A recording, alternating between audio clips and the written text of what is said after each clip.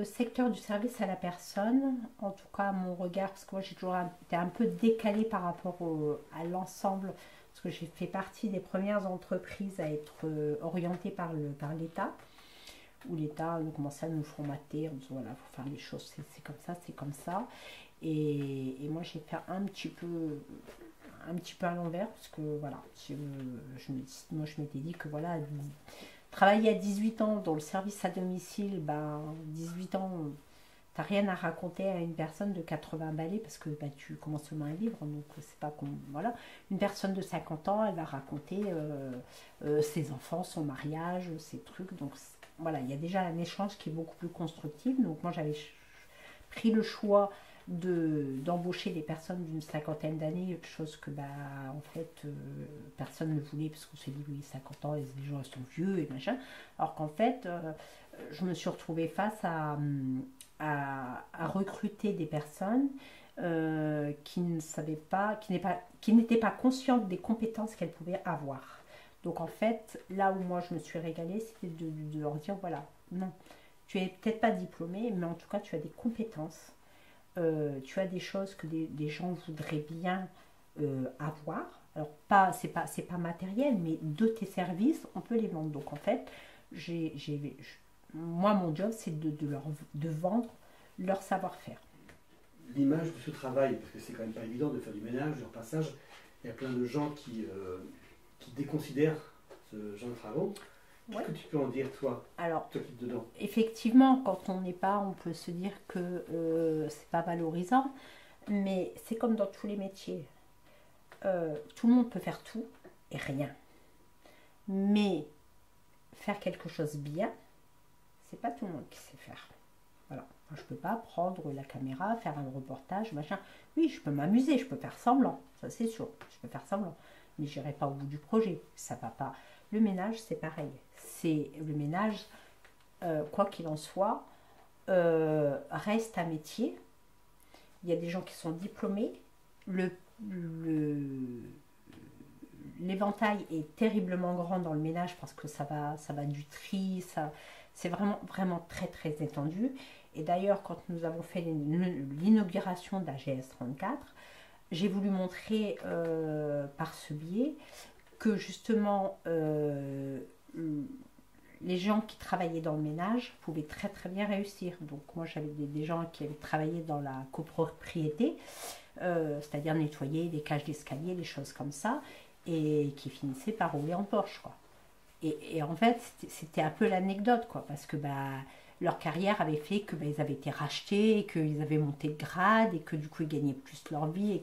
Et là, les gens se disent, mais ils travaillent dans quoi? Je lui dis, mais.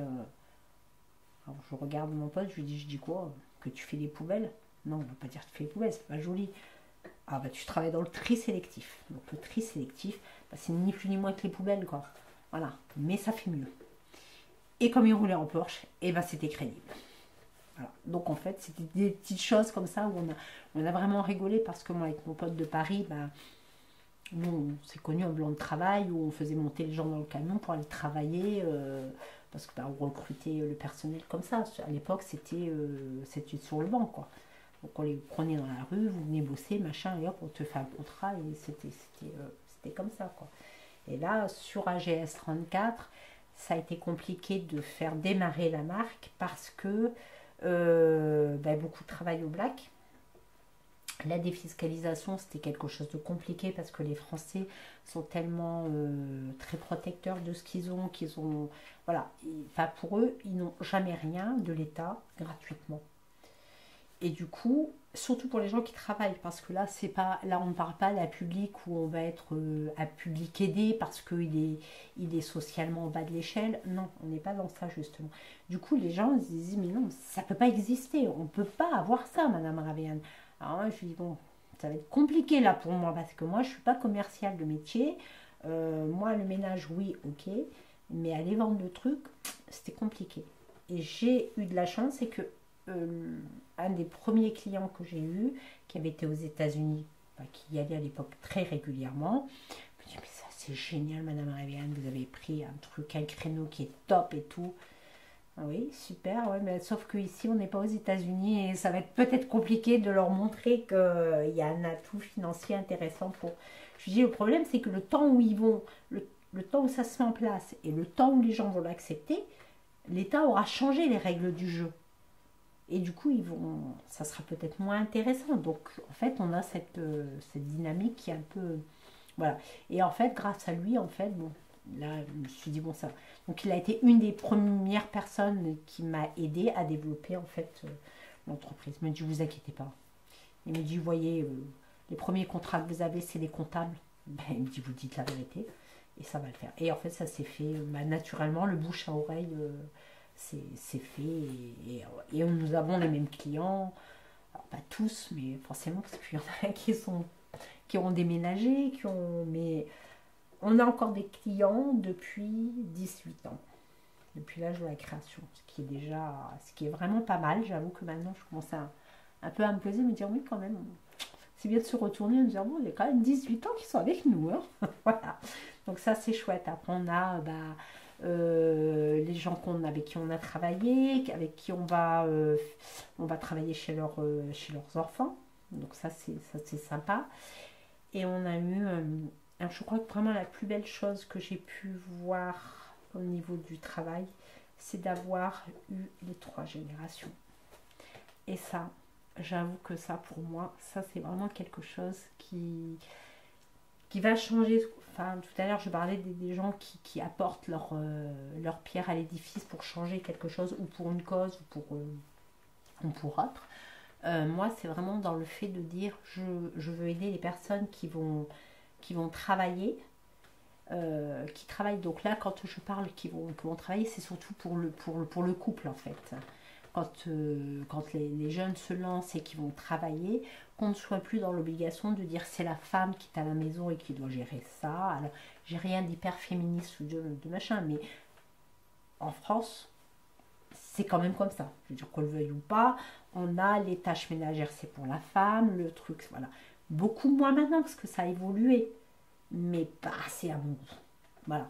Mais par contre, le fait de leur libérer du temps afin qu'ils puissent se retrouver en famille, profiter de sorties et par la même occasion de créer de l'emploi, parce qu'en fait, le petit et il est dans je crée de l'emploi, c'est pas je suis une feignasse et je fais pas le travail, c'est pas ça du tout.